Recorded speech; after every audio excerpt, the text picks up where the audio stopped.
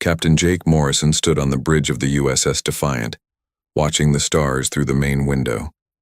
The ship had been traveling through space for 3 months, exploring new worlds and looking for signs of alien life.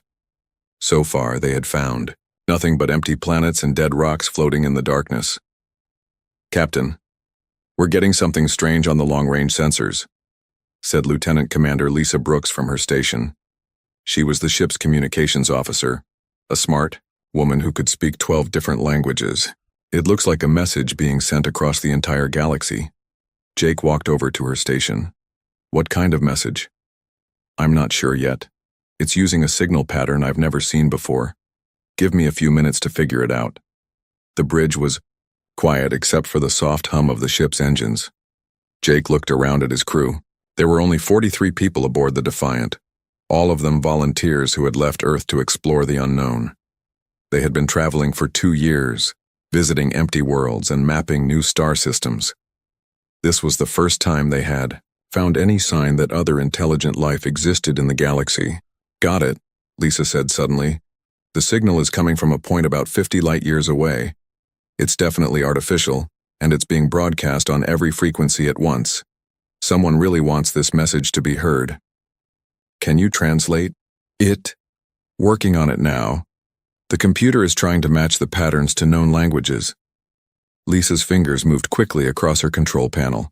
"This is going to take a while. The signal is incredibly complex." Dr. Kevin Hayes, the ship's science officer, looked up from his station. "Captain, I'm reading massive energy signatures coming from the same location as the signal. Whatever is sending this message has technology far beyond anything we've ever seen." Jake felt a cold feeling in his stomach. Humanity had always wondered if they were alone in the universe. Now it seemed they had their answer, and it might not be good news. "How long until you can translate the message, Lisa?" "Maybe an hour, maybe 2. The computer is learning the language patterns, but it's unlike anything in our database." Jake sat down in his captain's chair. "All hands, this is the captain. We have detected what appears to be an alien transmission. All senior officers report to the bridge immediately." Within minutes, the bridge was crowded with the Defiant's key personnel. Chief Engineer Bob Taylor stood next to Security Chief Maria Santos. Medical Officer Dr. Julie Clark looked worried, while Navigator Tom Wilson checked his instruments twice to make sure they were far enough away from the signal source. "Captain," Lisa called out, "I think I've got something. The computer has managed to translate part of the message. You're not going to like this." She pressed a button and alien voices filled the bridge. The computer's translation system turned their words into English, but the mechanical voice could not hide the cold arrogance in the original message. "People of the galaxy, we are the Zephyrian Empire. We are the masters of war. We have conquered 12 star systems and destroyed anyone who opposed us. We have weapons that can crack planets in half. We have ships that can travel faster than light itself. No species in the galaxy can match our power." The bridge was silent. Everyone stared at the speakers as the message continued. "We offer you one choice. Submit to our rule or be destroyed. Those who surrender will become our slaves. Those who resist will become dust. We have defeated the Corellian Republic. We have crushed the Nexus Federation. We have burned the worlds of the Stellar Alliance. No one can stand against us." Jake's hands gripped the arms of his chair. This was exactly what humanity had feared might happen when they started exploring space. They had found aliens, and these aliens were conquerors.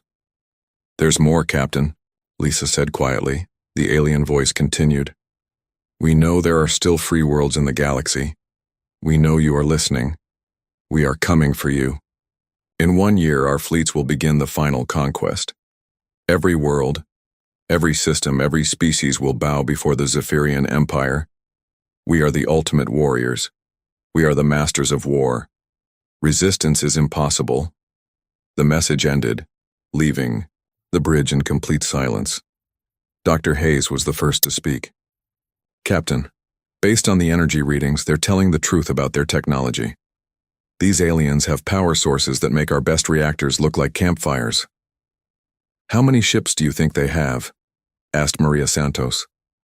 "Hard to say, but the signal suggests a massive fleet, Hundreds of ships, maybe thousands.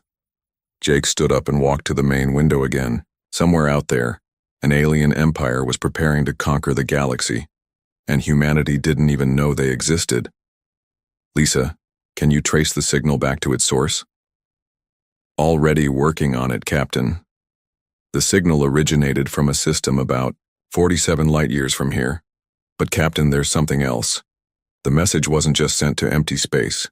It was directed at specific points in the galaxy. They know where the inhabited worlds are. Do they know about Earth? Lisa checked her readings. I don't think so, not yet.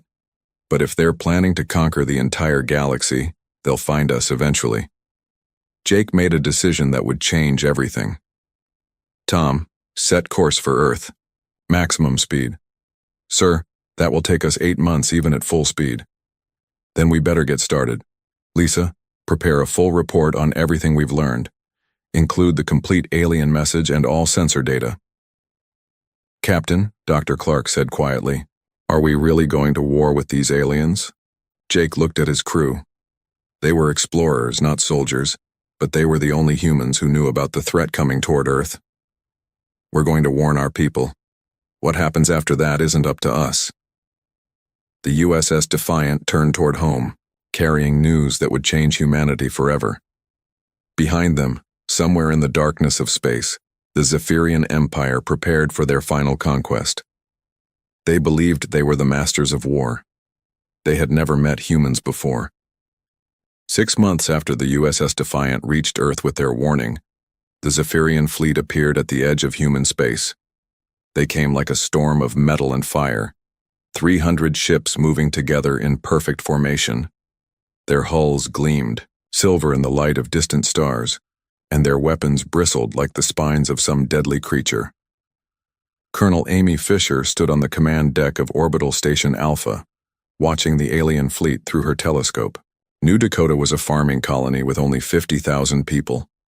They grew corn and wheat on the planet below, shipping food back to Earth and the other human worlds. The station was small, with just 20 Marines and a handful of scientists. It was never meant to fight a war. Colonel, they're sending us a message, said Sergeant Pete Jackson from the communications console. Put it on the main screen.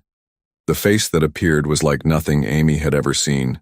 The alien had gray skin, 4 eyes, and a mouth full of sharp teeth. When it spoke, the computer translated its words into English. Humans of New Dakota, I am Admiral Kextar of the Zephyrian Empire. We have come to claim this world for our empire. You have seen what we did to the Carillion worlds. You know we destroyed the Nexus Federation. We offer you the same choice we offered them. Surrender now and your people will live as our slaves. Resist, and we will turn your world into ash. Amy looked at her small crew. They were farmers and scientists, not soldiers. But they were human, and humans didn't give up easily. This is Colonel Amy Fisher, commander of New Dakota Colony. We need time to consider your terms. The alien laughed, a sound like breaking glass. Very well. You have 72 hours. After that, we attack. The screen went dark. Amy turned to her people. You heard them. We have 3 days. Colonel, said Dr. Paul Green, the station's scientist. We can't fight them. Look at those ships. They could destroy us in minutes. Amy nodded. You're right. We can't fight them, but maybe someone else can. She turned to Sergeant Jackson. Send a message to Earth Command. Tell them the aliens are here. Tell them we need help. Yes, ma'am. How long should I say we can hold out? Tell them we'll buy them as much time as we can. Far from New Dakota, Admiral Ben Carter stood on the bridge of the USS Retribution. The ship was huge, over 2 miles long and bristling with weapons. It was the most powerful warship humanity had ever built, designed using lessons learned from 1,000 years of human warfare. Admiral, we just received Colonel Fisher's message, said his communications officer, Lieutenant Sarah Kim. The aliens have reached New Dakota. Ben looked at the star map on his screen. New Dakota was 12 days away at maximum speed. How long do we have? The aliens gave them 72 hours to surrender. That's not enough time. Captain Rick Stone, Ben's second in command, stepped forward. Sir, even if we could get there in time, it's 1 ship against 300. Ben smiled grimly. Rick, those aliens think they know about war. They've conquered species that fight with honor and follow rules. They've never fought humans before. The USS Retribution began moving toward New Dakota, its massive engines pushing it through space faster than any ship had ever traveled before. Back on New Dakota, Amy Fisher was not sitting idle. She had sent evacuation ships to carry women and children to safety, but many colonists refused to leave. They had built homes on this world, raised families, planted crops. They would not abandon everything without a fight. Colonel, the aliens are moving closer to the planet, reported Corporal Lisa Webb from the sensor station. They're scanning our defenses. Amy looked at her handful of weapons. The orbital station had 2 missile launchers and some defensive guns. Against 300 alien warships, it was like throwing rocks at a mountain. Ma'am, we're getting another transmission, said Sergeant Jackson. This time, Admiral Kextar looked amused. Humans, we have studied your little station. Your weapons are pathetic. Your defenses are weak. Why do you delay the inevitable? Amy stared back at the alien commander. Because we're human. We don't quit. Your species interests me, Kextar said. Most races beg for mercy by now. They offer us tribute, promise to serve us faithfully. You offer nothing. That's right, we offer nothing because we owe you nothing. Kextar's 4 eyes narrowed. When your 72 hours are over, human, I will show you what happens to species that refuse our generosity. Amy cut the transmission. Around her, the station's crew worked to prepare what defenses they could. They moved ammunition, checked weapon systems, and tried not to think about the massive fleet surrounding them. On the planet below, the colonists were also preparing. Farmer Jack Miller loaded his hunting rifle and kissed his wife goodbye. Teacher Mary Stone helped evacuate the school children, while her husband prepared the emergency shelters. Store owner Dan Clark handed out supplies to anyone who needed them. They were not soldiers. They were ordinary people facing an enemy beyond their imagination. But they were human, and they would not surrender. As the 72 hours ticked away, Amy Fisher stood at her post and watched the alien fleet. Somewhere in space, she knew, the USS Retribution was racing toward them. She didn't know if it would arrive in time. She didn't know if one human ship could defeat 300 alien vessels. But she knew one thing for certain. The aliens called themselves masters of war. They were about to learn what that really meant. The countdown continued. In 18 hours, the battle for New Dakota would begin, and the galaxy would discover whether humanity deserved to survive. The 72 hours ended at exactly noon, New Dakota time. Colonel Amy Fisher stood on her command deck, watching the Zephyrian fleet move into attack formation. The alien ships spread out like a net, surrounding the small human colony. Colonel, incoming transmission, said Sergeant Pete Jackson. Admiral Kextar appeared on the screen, his 4 eyes gleaming with satisfaction. Your time is over, human. What is your answer? Amy looked at her crew, then back at the alien commander. Our answer is no. We will not surrender. Kextar's mouth twisted into what might have been a smile. Then you will die. All of you. The alien fleet opened fire. Massive energy beams shot through space, lighting up the darkness like deadly fireworks. The first shots hit Orbital Station Alpha's shields, making the entire structure shake like a leaf in a storm. Shields down to 60%, shouted Corporal Lisa Webb. Return fire, Amy ordered. The station's 2 missile launchers shot their small weapons at the nearest alien ship. The missiles exploded against the alien shields, causing barely any damage. It was like throwing pebbles at a tank. Colonel, we can't hurt them, said Dr. Paul Green. Their shields are too strong. Amy grabbed the communications microphone. All units on the planet, this is Station Alpha. We are under attack. Begin defensive operations immediately. Down on New Dakota's surface, the colonists were ready. They had spent 3 days preparing for this moment. But they were not preparing to fight like soldiers. They were preparing to fight like humans. Farmer. Jack Miller crouched in his cornfield holding his hunting rifle. When the first alien landing craft came down, he did not charge at it with guns blazing. Instead, he waited. He waited until the aliens stepped out of their ship, confident and proud. Then he shot their leader and disappeared back into the tall corn. The Zephyrians were confused. Where other species had met them with organized armies and formal battle lines, the humans seemed to be everywhere and nowhere at once. Teacher Mary Stone had turned her school into a trap. When alien soldiers entered the building looking for humans to capture, they found empty classrooms filled with hidden explosives. The blast destroyed an entire squad of Zephyrian warriors. In the town, store owner Dan Clark had poisoned the water supply that the aliens tried to use for their troops. Within hours, dozens of alien soldiers were sick and unable to fight. Marine Sergeant Tony Rodriguez led the most dangerous mission of all. With just 5 other Marines, he snuck through the alien lines using sewers and drainage tunnels. His target was not the enemy soldiers but their command post. "Remember," Tony whispered to his men as they crawled through a storm drain, "we're not trying to win a fair fight. We're trying to hurt them so bad they remember it." The Marines reached the alien command center and planted explosives around the building. When the bombs went off, they killed 3 alien commanders and destroyed their communication equipment. The Zephyrians had never faced anything like this. In all their previous conquests, enemy forces had fought them directly, ship to ship and soldier to soldier. The humans fought like ghosts, striking from shadows and disappearing before the aliens could respond. Admiral Kextar watched the battle from his flagship, growing more frustrated by the hour. "How many humans are on that planet?" he demanded. "Scans show approximately 50,000, Admiral," replied his science officer. "Then why does it feel like we are fighting 500,000? The answer was simple, though Kextar did not understand it yet.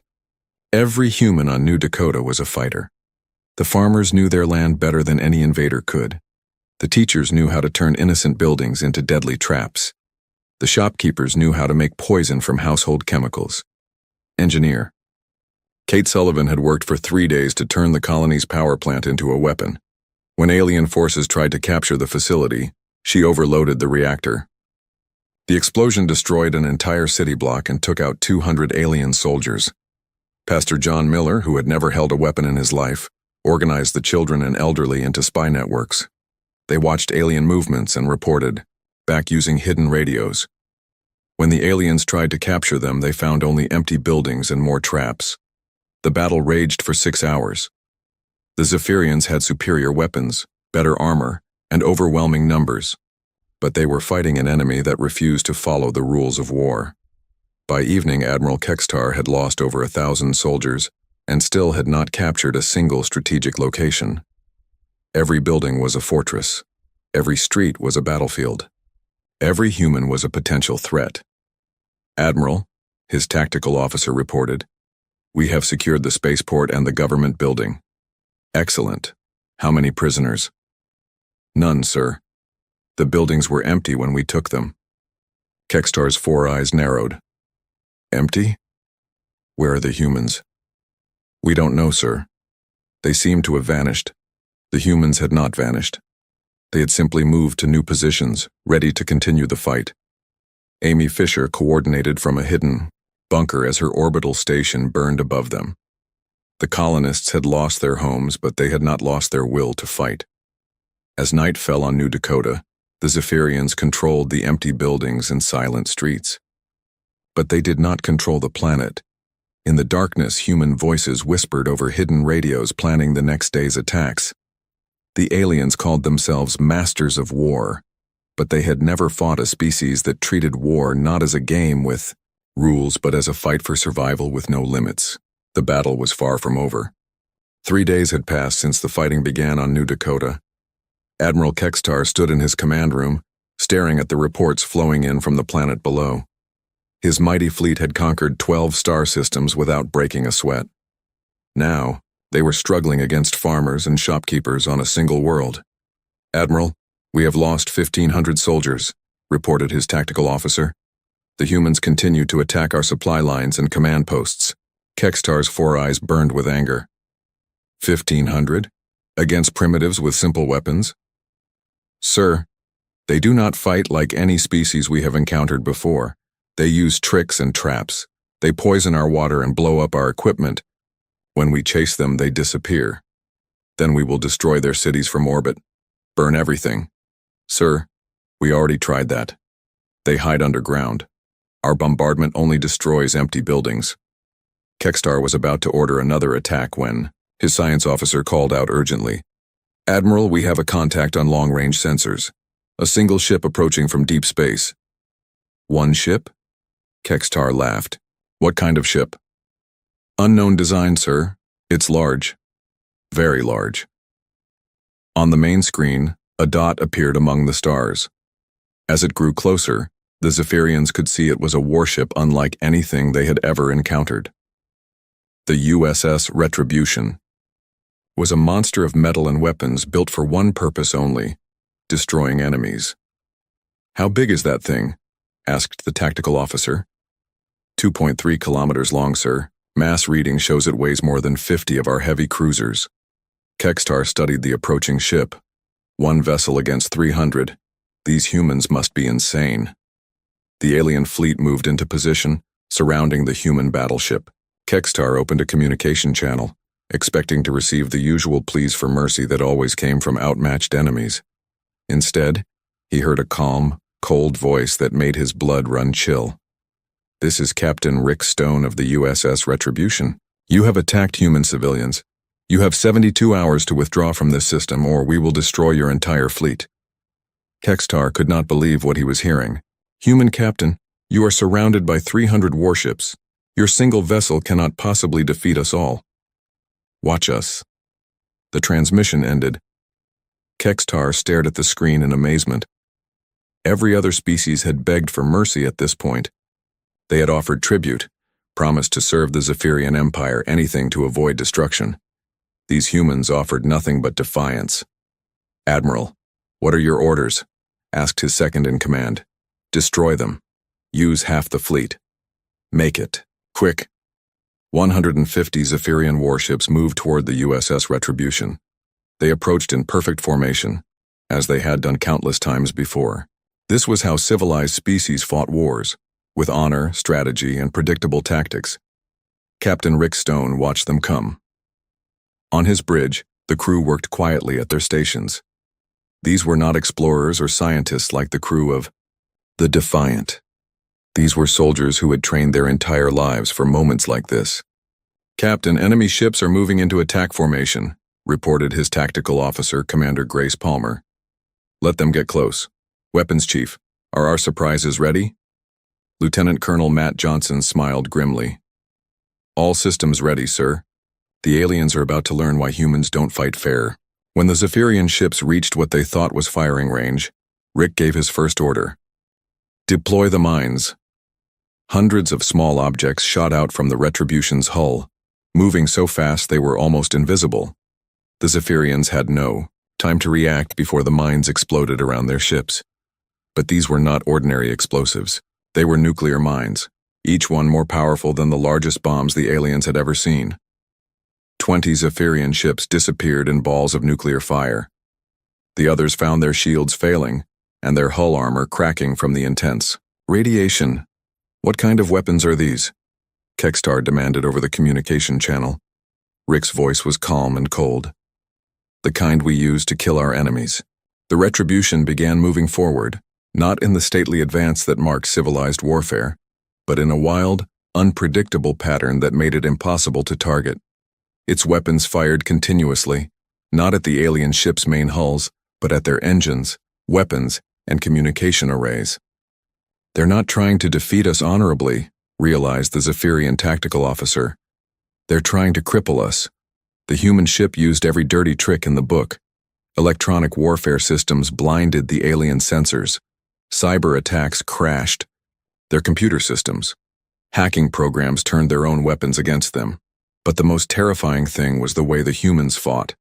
They showed no concern for honor or glory. They simply wanted to win, and they would use any method necessary to achieve victory. Captain, our forward shields are failing, reported an alien officer. Reinforce them with power from the engines. Sir, the humans are jamming our communications. Half our ships cannot receive orders. Use backup frequencies. Sir, they're jamming those too. They seem to know our communication protocols better than we do. The battle raged for 2 hours. When it ended, 70 Zephyrian ships were destroyed or disabled. The USS Retribution had barely been scratched. Admiral Kextar stared at his tactical display in disbelief. His mighty fleet, which had conquered a dozen worlds, had been defeated by a single human ship. "Admiral, the human ship is sending another message." Rick Stone's face appeared on the screen. His expression had not changed. He looked as calm as if he were discussing the weather. "Admiral Kextar, you now have 48 hours to withdraw. Next time we won't be so gentle." Kextar's hands shook with rage and fear. "Human, you cannot defeat our entire fleet with one ship." Rick smiled, and it was not a pleasant expression.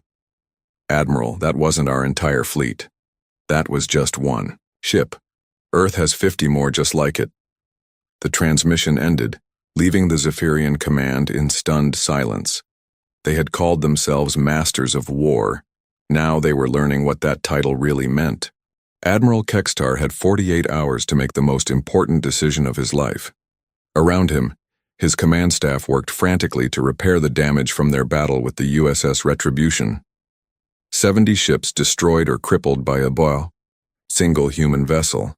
It should have been impossible. "Admiral, we are receiving reports from the other fleet commanders," said his communication officer. "They want to know if we should retreat." Kextar's 4 eyes burned with fury. The Zephyrian Empire had never retreated from any battle. They were the Masters of War, the conquerors of worlds. To run from a single human ship would destroy their reputation across the galaxy. "Send a message to the home fleet," he ordered. "Tell them to send reinforcements, all available ships." "Sir, that will take 3 weeks for them to arrive." Then we hold our position for 3 weeks. On the surface of New Dakota, the fighting continued. But something had changed. The human colonists had heard about the space battle above their heads. Word spread quickly through their hidden communication networks. Farmer Jack Miller crouched in his ruined cornfield, listening to the radio chatter. "Did you hear that?" he whispered to his neighbor. "One of our ships beat 70 of theirs." "I heard," replied store owner Dan Clark. "Maybe we're not as outmatched as we thought." The news gave the colonists new hope. They began fighting with even more determination. Engineer Kate Sullivan rigged new traps using spare parts from destroyed alien equipment. Pastor John Miller organized the children to steal supplies from alien camps. Teacher Mary Stone turned every building in the town into a potential ambush point. The Zephyrians found themselves losing ground they had already captured. These humans simply would not stay defeated. Captain Rick Stone stood on the bridge of the USS Retribution, studying the alien fleet. They had pulled back but were still in the system. He knew they were waiting for reinforcements. "Captain, long-range sensors show more alien ships approaching," reported Commander Grace Palmer. "Looks like their entire home fleet. Over 800 vessels." Rick nodded calmly. "How long until they arrive?" 18 days, sir." "Good. That gives us time to prepare." Rick opened a communication channel to Earth Command. "This is Captain Stone. Request immediate deployment of the full battle fleet. We're going to end this war before it really starts." Across human space, 50 massive battleships began moving toward New Dakota. Each one was as powerful as the Retribution, designed using the hard lessons humanity had learned from 10,000 years of warfare against itself. But Rick had no intention of waiting for reinforcements. He had studied the alien fleet carefully and noticed something important. The Zephyrians fought like they were playing a game with rules. They moved in formations, attacked in predictable patterns, and tried to minimize their own losses. Humans had learned long ago that war was not a game. It was survival. And in survival there were no rules. "Weapons Chief, prepare the special munitions," Rick ordered. Lieutenant Colonel Matt Johnson grinned. "The ones Earth Command said never to use unless we faced extinction? These aliens want to conquer our entire species. I'd say that qualifies." What happened next would be remembered as the most one-sided battle in galactic history. The USS Retribution did not attack the alien fleet directly. Instead, it began releasing thousands of small drones, each one carrying a single mission: find an alien ship and explode. But these were not ordinary explosives. Each drone carried a microfusion bomb, technology so dangerous that humanity had banned its use in their own wars. The drones were too small for the alien sensors to track and too numerous to shoot down. Within 6 hours, half the Zephyrian fleet was gone. The survivors watched in horror as their mighty warships were destroyed by weapons no bigger than a human fist. "This is impossible," whispered Admiral Kextar. "No civilized species would use such weapons." That was when he finally understood the truth. Humans were not civilized, at least not in the way other species were civilized. They had evolved from predators, and deep down they were still predators. They had simply learned to use tools. The final blow came when Rick Stone ordered the deployment of biological weapons. Alien ships began failing as their life support systems were infected with viruses designed specifically to attack Zephyrian biology. Dr. Nancy Wright, the Retribution's medical officer, had worked for months to create these viruses. She felt sick about using them, but she knew what would happen to humanity if the aliens won. "Captain, the alien fleet is trying to retreat," reported Commander Palmer. "Let them go," Rick said. "But not before they deliver our message." "Admiral," Kextar received one final transmission from the human captain. "Admiral, you came to our space claiming to be masters of war. You're not. You're just bullies who pick on species weaker than yourselves. Now you know what real masters of war look like." The surviving Zephyrian ships limped away from New Dakota, carrying news that would change the galaxy forever. The mighty empire that had conquered 12 worlds had been defeated by a single human ship. On New Dakota's surface, the colonists emerged from their hiding places. They had lost homes and friends, but they had survived. More importantly, they had shown the galaxy that humans would not go quietly into slavery. Pastor John Miller stood in the ruins of his church, watching alien ships flee into space. "Looks like we won," he said to his wife. "Did we?" she asked. "Look at our town. Everything is destroyed." John put his arm around her shoulders. "Buildings can be rebuilt. Freedom can't be replaced." Word of humanity's victory spread across the galaxy at the speed of light. Species that had been conquered by the Zephyrians began to rebel. Others that had been considering surrender decided to fight instead. The Zephyrian Empire, which had seemed unstoppable just days before, began to crumble. Their reputation as masters of war was broken forever. Captain Rick Stone sent one final message to the galaxy. "This is humanity. We didn't want this war, but we finished it. Anyone else who wants to test the real masters of war is welcome to try." In the depths of space, 50 human battleships continued their patrol, ready to defend their species against any threat. The galaxy had learned an important lesson. Some species never forgot how to be dangerous. The Zephyrian Empire had swept across the galaxy like a storm of death and destruction. Their crystalline warships moved through space with deadly grace, cutting down any who dared to stand against them. For 300 years they had conquered. World after world, system after system, leaving nothing but enslaved populations and burned cities in their wake. Commander Vextar stood on the bridge of the flagship Eternal Dominion, his 4 yellow eyes scanning the tactical display that showed their latest victory. The water world of Aquanus had fallen in just 6 hours. The dolphin-like creatures that lived there had tried to fight back with their primitive sonic weapons, but they might as well have been throwing rocks at a mountain. Now their beautiful coral cities lay in ruins beneath the waves, and the survivors worked in the Empire's mining facilities. The bridge around him hummed with quiet efficiency. Dozens of Zephyrian officers worked at their stations, their insect-like bodies moving with precise coordination.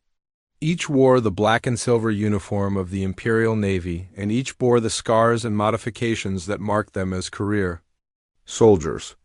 They had seen countless worlds burn, and they would see countless more before their service ended.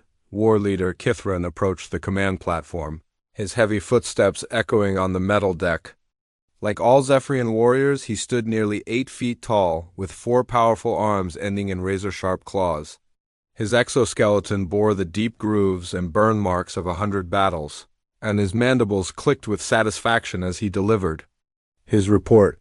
"The Outer Rim sectors report complete compliance, Commander," he said, his voice carrying the harsh rasp typical of his species. 17 worlds have submitted to Imperial rule in the past solar cycle alone. The Vortani surrender was particularly swift once we demonstrated our quantum disruptors on their shield worlds. Vexstar's mandibles clicked in approval. The Vortani had been one of the more advanced species they had encountered in recent cycles.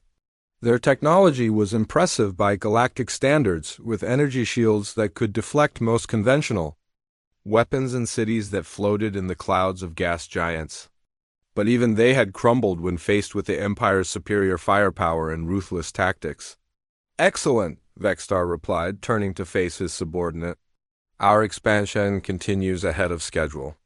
The Emperor will be pleased with our progress. What are the reports from Scout Fleet Gamma regarding the unexplored territories beyond the Helix Nebula?" Kithran consulted the datapad in his lower left hand. "Promising, sir. Long-range sensors detect multiple inhabited systems in that sector. Preliminary scans suggest primitive civilizations, most likely pre-spaceflight or early spaceflight species. Nothing that should pose any significant resistance to our forces." This was exactly what Vexstar wanted to hear. Primitive species were always the easiest to conquer. They lacked the advanced weapons needed to penetrate Zephyrian shields, and their limited understanding of space warfare meant they could rarely coordinate effective resistance. Most surrendered after the first demonstration of Imperial power. The Zephyrian method of conquest had been refined over centuries of warfare. First, scout fleets would identify target systems and assess the threat level of any indigenous species. Then, if the species showed any sign of resistance potential, the Empire would strike with overwhelming force, destroying military installations and population centers until surrender became the only option for survival. Those species that submitted immediately were allowed to keep their basic infrastructure, though they would spend the rest of their existence serving Imperial interests.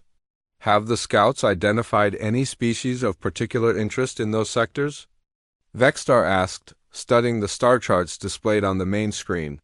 "Several, Commander. There appears to be a highly militaristic species called the Drachneri in the Sigma Centauri system. They have achieved interplanetary travel and show signs of aggressive expansion. Scout reports indicate they might provide some entertainment." Before falling, Vexstar's eyes gleamed. The Drachneri sounded like they might actually put up a fight, which would be a welcome change from the usual quick surrenders. His warriors needed real combat experience to stay sharp, and too many easy victories could make them overconfident. "And what of the smaller systems?" he inquired. "Most appear to be single-world civilizations with basic technology. One system, in particular, caught the scouts' attention, though not for military reasons. The species there calls themselves humans, and they inhabit the third planet of a yellow star system.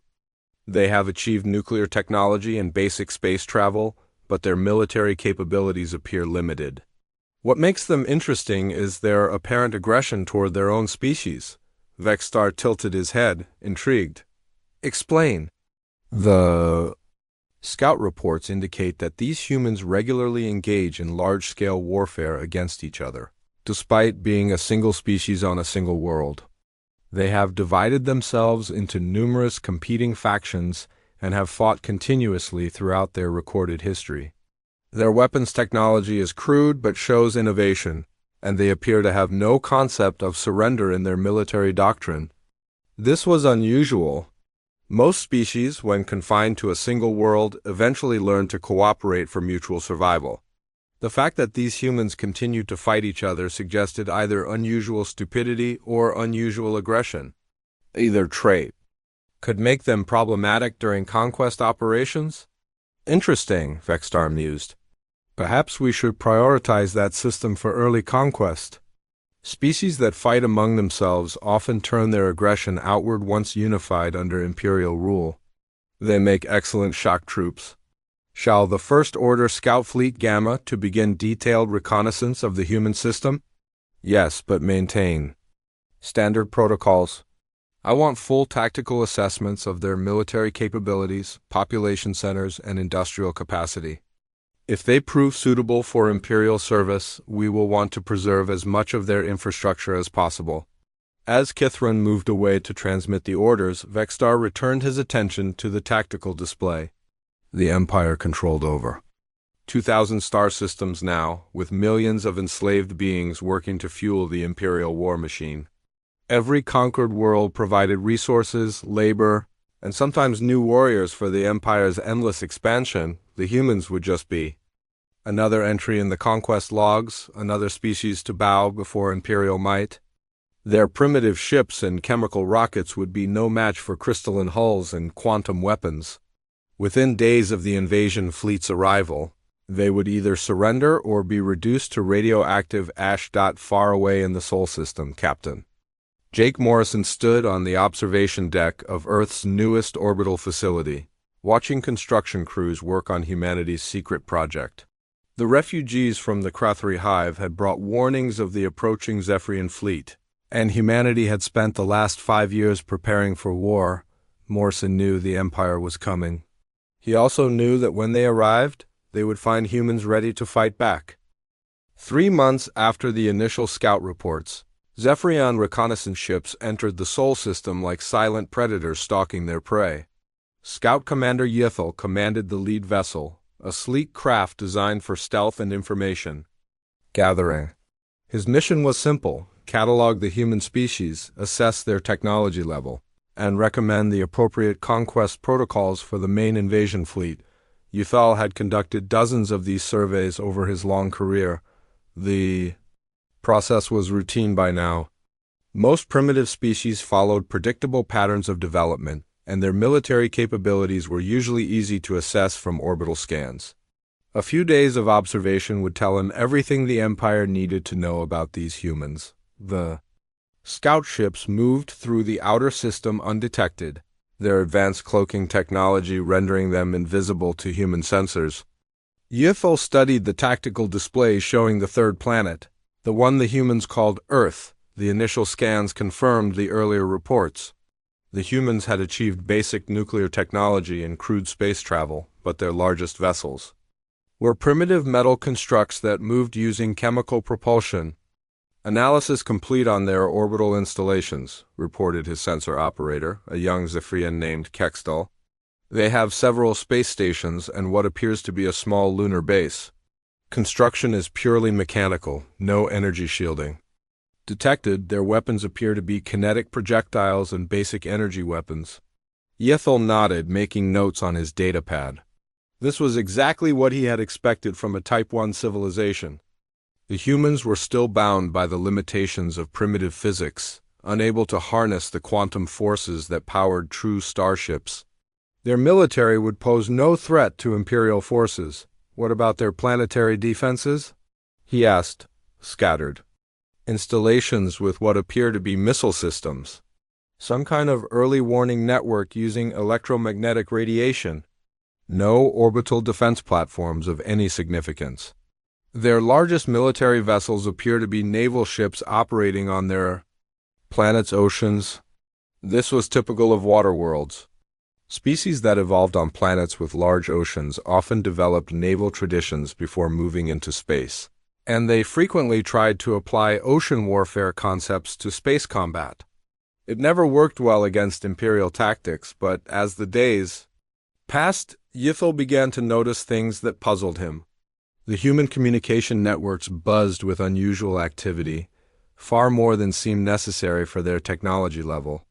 Their military installations were not concentrated in obvious locations but spread across the planet in patterns that suggested careful planning. Most curious of all, several human vessels had simply vanished from sensor readings near the systems. Edge Kextal, run another scan of the asteroid belt, Yithel ordered. Focus on energy signatures and mass anomalies. The younger Zephyrian worked at his console for several minutes before looking up with confusion. Sir, I am detecting some unusual readings. There appear to be several large metallic objects hidden among the asteroids, but they are not showing up clearly on our scans. What do you mean not showing up clearly? The mass readings are there, but the energy signatures are muted, as if something is dampening our sensors. Ythel felt a chill run through his exoskeleton. Sensor dampening technology was not supposed to exist at this level of development. Either the humans had made an unusual technological breakthrough, or they had received help from someone else. Far below on Earth's surface, Lieutenant Commander Lisa Hayes monitored the alien scout ships from her position in the hidden facility called Watchdog Station. The underground complex had been built into a mountain in Colorado, its existence known only to the highest levels of Earth's military command. Advanced sensors tracked every movement of the Zephyrian vessels while remaining completely invisible to their detection systems. Hayes was one of humanity's foremost experts on alien technology, a position that had not existed 5 years ago.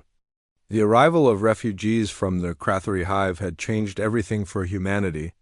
The insectoid survivors had brought with them detailed information about the Zephyrian Empire and their conquest methods, along with samples of their technology. "Captain Morrison," she transmitted on the encrypted quantum communication channel, "the scouts are completing their third orbital sweep. Based on their movement patterns, I estimate they will return to their fleet within 48 hours to deliver their assessment." Morrison's voice came back through the void, clear despite the vast distance to his ship hidden in the outer system. "Understood, Hayes. Are they behaving as the Krathari predicted?" "Exactly as predicted, sir. They are conducting standard reconnaissance sweeps, cataloging our visible military assets and assessing our technology level. They have no idea what they are really looking at. This was the key to humanity's survival strategy." The Krathari refugees had explained that the Zephyrian Empire relied on quick, overwhelming strikes to break enemy morale before organized resistance could form. They expected their enemies to fight using conventional military thinking, with clearly defined battle lines and obvious strategic targets. Humanity had spent 5 years preparing for a completely different kind of war. Instead of building massive fleets of obvious warships, they had focused on stealth, deception, and unconventional tactics. The visible human military was real but deliberately outdated, designed to make the Zephyrians underestimate human capabilities. Hayes checked her displays again. The real human defense fleet remained completely hidden from Zephyrian sensors. Over 200 ships waited in carefully prepared positions throughout the solar system, each one incorporating technology that the Empire had never encountered before. "How long until the Defiance is ready for combat operations?" Morrison asked. Hayes consulted her status boards. "Final systems testing is complete, Captain. All stealth systems are functioning within acceptable parameters. The gravitational pulse weapons have passed all trials. She is ready for combat."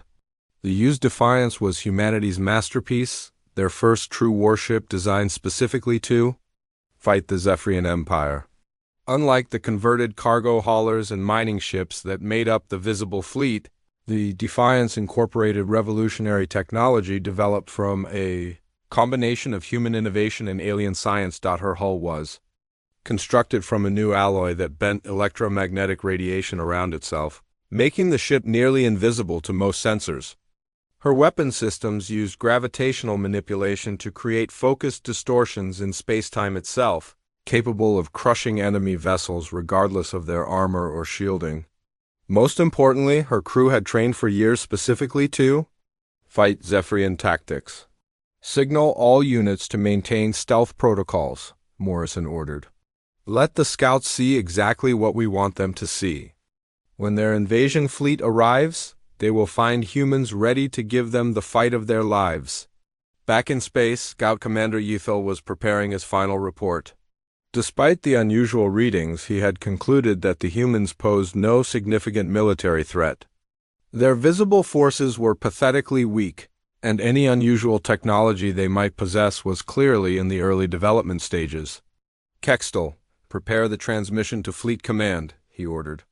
"Recommend standard conquest protocols for a Type 1 civilization. Estimated time for complete system control, 12 hours maximum." As the scout ships prepared to leave the Sol system, they failed to detect the dozens of human vessels watching their departure. Humanity's trap was set. and the Zephyrian Empire was about to walk directly into it. 2 weeks after the scout ships departed, the Zephyrian invasion fleet arrived at the edge of the Sol system like a swarm of metallic locusts. 300 warships materialized from hyperspace in perfect formation, their crystalline hulls gleaming with deadly purpose. At the center of this armada rode the flagship Eternal Dominion, a massive dreadnought that had witnessed the fall of countless worlds. Commander Vextar stood on his command bridge, reviewing the scout reports one final time. The data showed exactly what he had expected: a primitive species with limited military capabilities scattered across their home system. The humans possessed approximately 50 combat vessels, none larger than what the Empire classified as a light cruiser. Their weapons were chemical rockets and basic energy projectors, completely inadequate against Imperial armor and shielding. Battle. Disposition report, Vextar commanded, his 4 eyes scanning the tactical displays that showed the deployment of his fleet. War leader Kithrin stepped forward, his massive frame casting shadows across the bridge stations.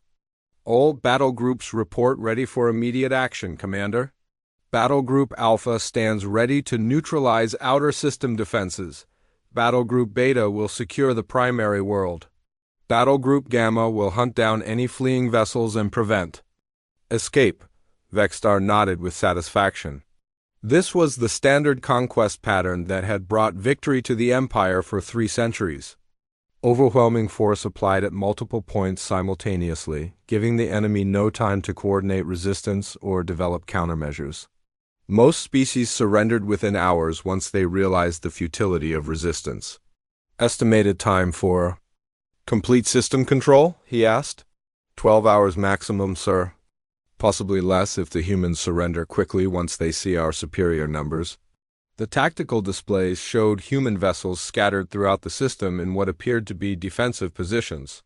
Several ships orbited their homeworld, while others patrolled near their outer planets and asteroid mining facilities.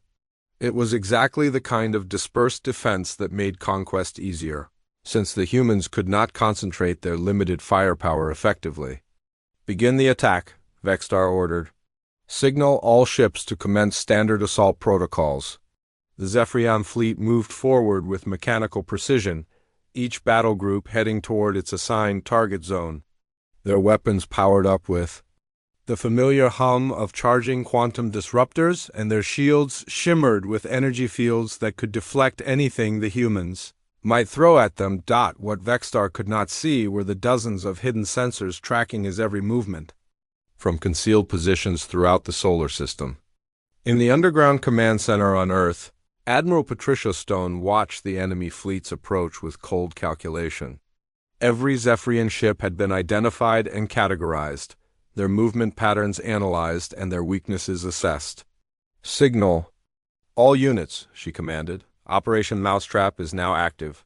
All ships maintain stealth until the enemy fleet reaches Point Charlie. Point Charlie was a carefully chosen position deep within the solar system, where the Zephyrian fleet would be committed to their attack and unable to retreat quickly. Humanity had spent months planning this moment, using intelligence provided by Crathery refugees to predict exactly how the Empire would deploy their forces.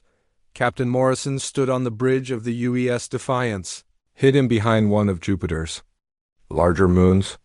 His ship was humanity's secret weapon, incorporating technology that the Zephyrians had never encountered. Around him, his crew worked at their stations with quiet efficiency, each one trained specifically for this moment. Tactical report, Morrison ordered Commander Ryan Brooks. His tactical officer studied the displays showing enemy positions.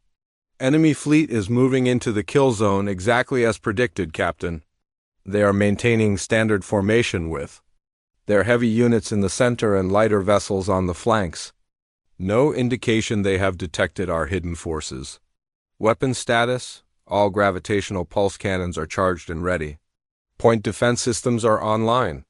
Stealth field is holding steady at maximum efficiency, Morrison nodded. The Defiance represented 5 years of human innovation and determination. Her gravitational weapons could create localized distortions in space-time itself, crushing enemy vessels regardless of their armor or shields. Her deflector screens used principles borrowed from Krathari technology but improved with human engineering. Most importantly, her crew understood that they were fighting for the survival of their entire species throughout the solar system. Other human vessels waited in similar concealment. The converted freighter Liberty's Call hid among the asteroids, her cargo holds filled with missile pods instead of trade goods. The destroyer Relentless lurked near Saturn's rings, her hull coated with stealth materials that bent sensor beams around her. The cruiser Courage waited in the shadow of Mars, her crew ready to spring the trap that would shock the galaxy. Enemy. Lead elements are approaching the outer defense perimeter, Brooks reported. They are beginning to engage our visible forces. On the main screen, Morrison watched as Zephyrian quantum disruptors lanced out toward the human ships that had allowed themselves to be detected. The aging destroyer Valiant took a direct hit and exploded in a brilliant fireball, her crew dying as heroes to maintain the deception. Two more ships followed, their sacrifice buying precious time for the real fleet to position itself. They are taking the bait, Morrison observed. Signal all units to prepare for a coordinated strike. We attack in 60 seconds. Vexstar watched the destruction of the first human vessels with professional satisfaction. The primitive ships died exactly as expected, their weak hulls no match for Imperial firepower. Several human vessels were fleeing toward the outer system, just as hundreds of species had done before them. Pursuit units, maintain contact with fleeing vessels, he ordered. Do not allow any to escape. We want complete intelligence on their capabilities. War leader Kithrin studied his tactical displays with growing confidence. The humans are reacting exactly as predicted, Commander. Their defensive line is collapsing and survivors are scattering in panic. We should have complete control within the estimated time frame. Excellent.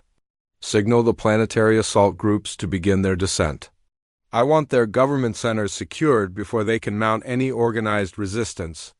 But even as Vexstar spoke these words, hidden throughout the solar system, 200 human warships were dropping their stealth fields and powering up weapons that the Empire had never seen before. Humanity's real fleet was about to reveal itself, and the Zephyrian Empire was about to learn that some species refused to die quietly. The trap was sprung, and the galaxy was about to witness something unprecedented, an Imperial invasion fleet in full retreat. The battle for Sol began exactly as Commander Vexstar expected, with human ships dying under the overwhelming firepower of the Zephyrian fleet. Quantum disruptors tore through the outer human defense platforms like hot knives through butter, and plasma cannons vaporized 3 human vessels in the first salvo. The primitive human ships scattered in what appeared to be complete panic, their crews broadcasting desperate surrender signals that went ignored. Vexstar allowed himself a moment of satisfaction as his tactical displays showed the destruction spreading across the human defensive line. This was how all battles should proceed, swift, decisive, with minimal Imperial casualties. The humans were dying exactly as hundreds of species had died before them, overwhelmed by superior technology and military doctrine. Battle Group Alpha reports successful penetration of outer defenses, War Leader Kithrin announced. Enemy vessels are fleeing toward the asteroid belt. Battle Group Beta is beginning planetary approach vectors. Everything was proceeding according to plan when the asteroid field suddenly erupted in weapons fire. Dozens of hidden human ships dropped their stealth fields simultaneously, appearing on Zephyrian sensors like ghosts materializing from the void. The converted freighter Liberty's Call revealed herself first, launching a massive salvo of missiles that overwhelmed the shields of a Zephyrian heavy cruiser. The destroyer Relentless emerged from Saturn's rings with weapons blazing, her enhanced particle beams cutting through Imperial armor like it was made of paper. But the real shock came when the UE's Defiance emerged from behind Earth's moon, her revolutionary deflector shields shimmering as Zephyrian weapons fire splashed harmlessly across her hull. Morrison stood on her bridge, watching as his enemy's confidence turned to confusion in the span of seconds. All batteries open fire, he commanded. The Defiance's main weapon was humanity's masterstroke, a gravitational pulse cannon that created localized space-time distortions. The first shot caught a Zephyrian heavy cruiser amidships, and the massive vessel simply crumpled like a tin can under impossible pressure. The second shot punched through the shields of a battle carrier, sending debris spinning through space as the ship's structure collapsed on itself. Commander Vextar stared at his tactical displays in disbelief as his perfectly ordered battle formations dissolved into chaos. The human fleet had more than doubled in size, with ships appearing from concealment throughout the solar system. More disturbing still, their weapons were unlike anything in Imperial databases. "Sir, we are reading massive casualties across all battle groups," Kithron reported, his voice tight with something Vextar had never heard from his subordinate before. "Fear. The humans are using some form of gravity manipulation technology that our shields cannot deflect. 3 heavy cruisers have been destroyed, and the battle carrier Doom's Herald is reporting critical damage." On the main screen, Vextar watched a human ship that should have been destroyed continue fighting with half its hull blown away. The vessel rammed itself into a Zephyrian destroyer, both ships vanishing in a nuclear fireball that lit up the void. Another human ship, its engines dead and drifting, continued firing its weapons until the last moment before exploding under concentrated plasma fire. "What manner of species fights like this?" he whispered. The answer came in the form of the UES Courage, which had taken severe damage from 3 Zephyrian ships attacking in coordination. Her captain, a woman named Kelly Price, found herself with failing life support and a reactor that was about to go critical. Instead of abandoning ship, she ordered her crew to the escape pods and set course for the largest enemy vessel within range, for Earth. She transmitted on all frequencies as her ship slammed into the Zephyrian dreadnought at full speed. The explosion could be seen from Mars. Throughout the solar system, similar acts of desperate courage played out as human crews refused to surrender even when their ships were dying around them. The destroyer Relentless was boarded by Zephyrian assault troops, but her crew fought hand-to-hand in the corridors with improvised weapons and sheer determination. When it became clear that the ship would be captured, Chief Engineer Bobby Martinez detonated the reactor core rather than let the enemy claim their vessel. Captain Morrison watched the battle unfold from the Defiance's bridge, his heart heavy with the knowledge that brave men and women were dying to buy humanity its chance for survival. But he also felt a fierce pride as he saw how his species responded to impossible odds. No other race in the galaxy fought like humans. No other race refused to give up when defeat seemed certain. "Target the flagship," he ordered. "All forward batteries, full power." The Defiance's gravitational cannon spoke again, and space around the Eternal Dominion twisted into impossible shapes. Vextar felt his mighty vessel shudder under the impact as sections of the hull crumpled inward. Emergency lights flashed red across the bridge as damage reports flooded in from all sections. "Commander, we must withdraw," Kithron urged. "Our losses are approaching 40%, and the human weapons are proving more effective than anticipated. If we remain, we risk losing the entire fleet." Vextar stared at the tactical display, trying to comprehend what was happening. For 300 years, no species had been able to stand against Imperial might. The Empire's fleets had swept across the galaxy like an unstoppable force of nature, and now a single primitive species was driving them back with weapons that should not exist and courage that defied all logic. "Signal general retreat," he finally ordered, the words tasting like poison in his mouth. "All ships are to withdraw to minimum safe distance and regroup." The Zephyrian fleet began pulling back, their formation in tatters and their confidence shattered. Behind them, the human ships continued their pursuit, harrying the retreating aliens with long-range weapons fire. The destroyer Liberty's call, her hull scarred and blackened but still fighting, transmitted a message that would echo across the galaxy. "Sol system belongs to humanity. Tell your empire that Earth does not bow." As the last Zephyrian ship limped away into hyperspace, Admiral Stone stood in the command center on Earth, surveying the aftermath of humanity's first major victory against a galactic empire. The cost had been terrible, over 50 ships lost and thousands of brave souls dead. But they had proven something that the galaxy had thought impossible. The Zephyrian Empire could be beaten. Morrison remained on the Defiance's bridge long after. The enemy fleet disappeared, staring out at the debris field that marked humanity's finest hour. They had won this battle, but he knew the war was just beginning. The Empire would return with greater force and humanity would need to be ready, but for now, Earth was safe, and the galaxy had learned that humans do not surrender easily. The news of the defeat at Sol spread through the Zephyrian Empire like a shock wave that shattered 3 centuries of absolute confidence. In the crystal spires of the imperial capital, emergency sessions ran day and night as commanders tried to understand how a primitive species had destroyed an entire invasion fleet. For the first time in living memory, an imperial armada had returned home in defeat. Limping back to a friendly space with nearly half their ships destroyed or crippled, Emperor Zaxthul sat upon his throne of living metal, his 12 eyes burning with rage that made the air around him shimmer with heat. The massive chamber fell silent as Commander Vextar approached, his once proud uniform now bearing the scars and burn marks of his humiliating defeat.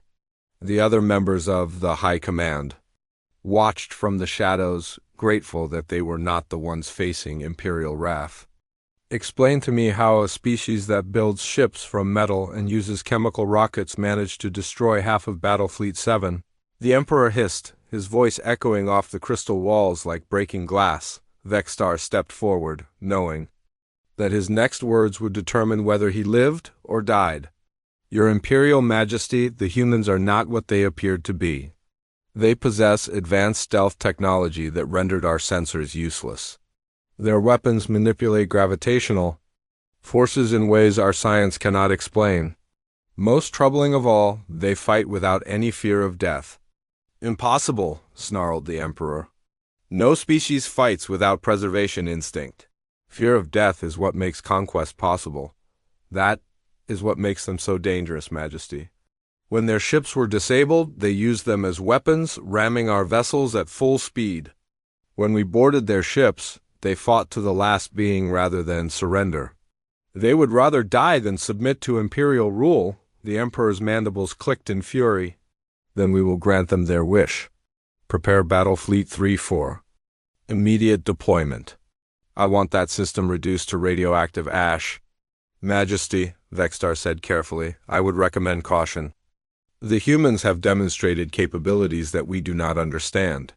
They may have prepared additional surprises since our withdrawal. Are you suggesting that the Empire should fear a single primitive world? No, Majesty. I'm suggesting that we treat them as a serious threat rather than an easy conquest. Their victory will inspire other species to resist imperial rule. If we fail again, the consequences could spread throughout our territory. Meanwhile, in the Sol system, humanity was working around the clock to prepare for the inevitable return of the Zephyrian fleet. Construction shipyards that had been hidden in asteroid caves were now working openly, building new vessels and upgrading existing ones with the lessons learned from the first battle. The victory had cost them dearly, but it had also proven that human technology could match imperial science. Captain Morrison stood in the rebuilt command center on Luna, studying intelligence reports that came from human agents scattered throughout the galaxy. The network had been growing for years, built from refugees and escaped slaves who had fled imperial conquest. Now those contacts were proving invaluable as word of humanity's victory spread through the underground resistance. Admiral Stone joined him at the tactical display, her face showing the strain of preparing Earth's defenses for a war that could end their civilization. The intelligence reports are encouraging, Captain. 3 systems in the Outer Rim have declared independence from imperial rule. The Vortani survivors are openly calling for armed resistance. Even some imperial client species are beginning to question whether the Empire is truly invincible. Morrison nodded grimly. The Emperor will not tolerate this kind of rebellion. He will send everything he has to make an example of Earth. Then we had better be ready for them. How many ships can we field when they return? 200 combat-ready vessels, with another 100 in various stages of construction. The new gravitational weapons are being installed on all major units. And we have improved our stealth technology based on captured Imperial sensor data. Stone studied the star. Charts showing Imperial territory? It will not be enough if they send their entire fleet. We need allies. The Draknari have agreed to provide support if we can prove that Imperial defeat is possible. The Krathari survivors are organizing resistance cells on a dozen worlds. The problem is coordination. We need to hit the Empire simultaneously across multiple fronts to prevent them from concentrating their forces. This was the real challenge facing humanity. Their victory at Sol had been possible because the Empire had underestimated them and sent only a standard conquest fleet. When they returned, it would be with overwhelming force designed to crush human resistance once and for all, but humanity was not the same species that had faced the first invasion. 5 years of preparation had transformed them from a scattered collection of nation-states into a unified military force dedicated to survival. The construction of the Defiance had been just the beginning. Now, dozens of similar vessels were taking shape in hidden shipyards, each one incorporating improvements learned from combat experience. Captain Morrison walked to the observation windows, looking out at the orbital construction platforms where crews worked in shifts around the clock. The sight filled him with both pride and determination. Humanity had always been at its best when facing impossible odds, and the Zephyrian Empire was about to learn what that really meant. "Signal all department heads," he ordered. "I want a full status report on planetary defenses, fleet readiness, and alliance coordination. The Empire gave us time to prepare by underestimating us once. They will not make that mistake again." In the depths of space, hidden listening posts tracked Imperial fleet movements, waiting for the first signs of the coming storm. Humanity had bloodied the Empire's nose, but the real test was yet to come. When the Zephyrian fleet returned, it would be with the intention of wiping humanity from existence. But humans had never been a species that gave up easily. They had fought their way from caves to the stars, survived ice ages and wars and disasters that would have broken other races. Now they faced their greatest challenge yet, and they would meet it the same way they had met every other threat in their history. With courage, determination, and an absolute refusal to surrender, the Zephyrian Empire had conquered worlds easily for 300 years, but they had never faced humans before. And humanity was about to teach the galaxy that some fires burn too bright to be extinguished, and some spirits refuse to be broken no matter how dark the night becomes. The war for galactic freedom had begun, and Earth would be its first battlefield.